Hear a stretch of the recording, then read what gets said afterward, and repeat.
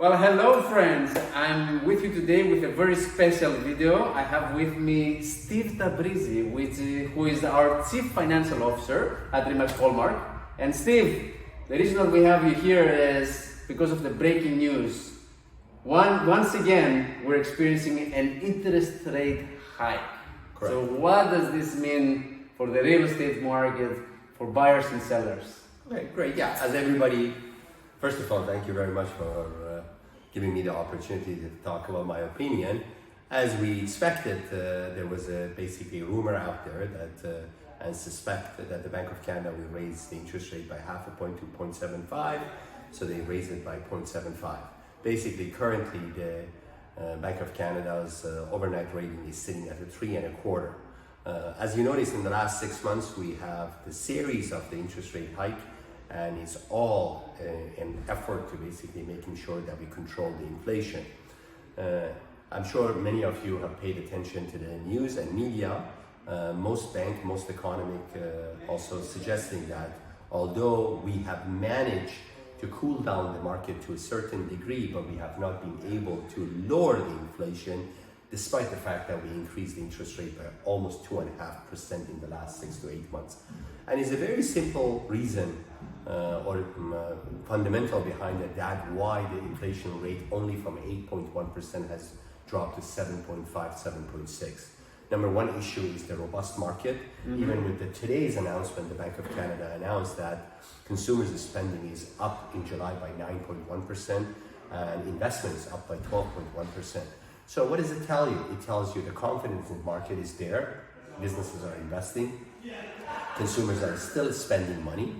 We have noticed the drop in the inflation by 0.675 to a variety of the reasons: drop of the gas prices, increase of the inventory, particularly in the car industry, lowering the car prices, and ultimately we have also, of course, in our industry, we have noticed that basically, yes, the number of the transaction has dropped and the prices has moderated, but the prices, they are not moderated to pre-COVID. The prices are right now sitting at prices that they were in fall of the 2021. And what we saw in the first quarter of the 2022, it was unsustainable price growth, which was basically a fraud in our industry. But we are also noticing in the last 10 days, because of the lack of inventory, multiple offers sporadically are happening, particularly in the region and areas that they were hardest hit, which is mostly suburb. The city of Toronto, where you are practicing, is really solid.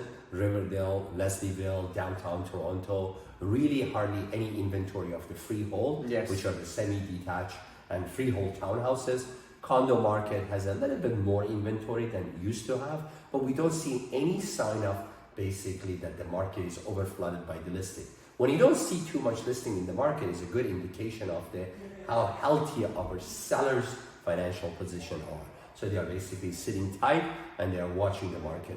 We notice also something else, that the buyer, that finally they have come to the realization that this is the prices, this is the new reality. And interestingly, that we did a survey and we demonstrated if you bought a home for, let's say, $1.2 million back in February with the interest rate of the 2.1% versus a home which is in today's market, the same amount of home is sitting probably about $950,000 or $900,000 with the interest rate of the 4.5%, the monthly payment is less. So I call the last 6 months a transition period, sinking the new reality, and people acknowledging and recognizing this is the new norm. I don't foresee any issue with the market, particularly real estate market. I frankly think this is an opportunity for first-time buyer, for investors, for whoever that wants to enter in the market for the first time, either buyer or investor to enter. And for people who wants to downsize, there's an old saying, you sell high, you buy high, you sell low, you buy low. There's no winning here. Exactly. So I don't see any problem with the market, so I'm confident the market will be healthy. There are concerns that, are they going to be further interest hike? I don't think so. I think all the bankers and all the economists are giving the sort of a news and advice to the Bank of Canada. Maybe it's time to pause and see the effect of the rate hike. Hopefully it will demonstrate itself next year. But the main issue that we have is a supply chain. Until we resolve the supply chain and we have inventory not only across the real estate industry, even across the good sales, then we will have the inflation issues, unfortunately, perhaps we will see the drop of the interest rate to the moderate rate sometimes in 2024. Right. Wow, that's great. And you know what? I think that we're perfectly aligned. We've been discussing this with our friends here through Facebook, YouTube, and so on, with the videos that we're doing. And we've always been saying that the sky is not falling. On the contrary, I will highlight the fact as well that in August of 2022, we actually had more sales than in July, which shows how the market did not go to sleep, did not stop. No. We have seen homes selling the past 2 weeks that they were available for quite a bit of time, that they were in the market sometimes since July, but they actually did get sold. To your point about the sellers, we've noticed as well in real time that some sellers that they couldn't get the price point that they wanted, exactly because they're secured financially, they decided, okay, let's put it on lease for a year, so then we can come back to the market next year and see if we can get then what we want. But the majority of the people have a motive, right? The majority of people that sell have a motive. And one of the things that we're discussing privately as well in our company meetings and in our team meetings is that we give you the big picture, but at the end of the day, what's really important is what you want.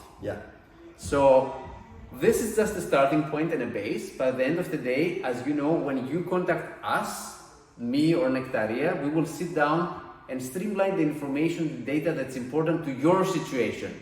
Because it's different if you're a family that wants to buy your first home. It's different if you're a family that you have decided now to upsize and you want to sell your current home and buy something else.